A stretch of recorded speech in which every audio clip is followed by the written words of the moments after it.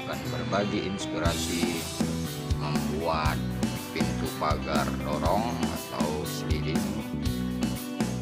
versi abal-abal.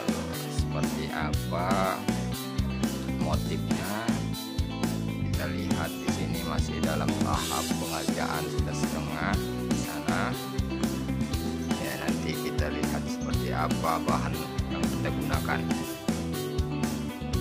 Di sini kita menggunakan plat ketebalan 1,3.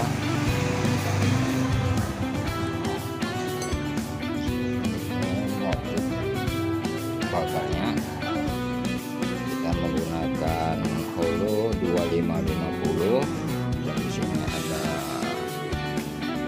frame bingkai yang kita kasih plat nanti di sini, bingkai plat 15 dan di sini kita menggunakan jeruji 2525, hollo 2525. Sekarang pengerjaannya sudah berlanjut ya. Mohon maaf ketika pemotongan pembingkaiannya tidak kita videokan, tapi ini sudah 25%. Nah, dimana frame di sini, nanti frame yang di sini kita menggunakan plat 1,3 seperti ini.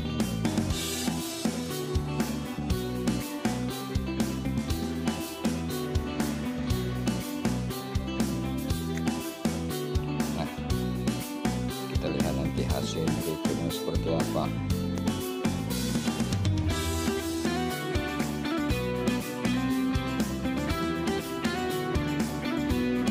Hasil proses pengerjaan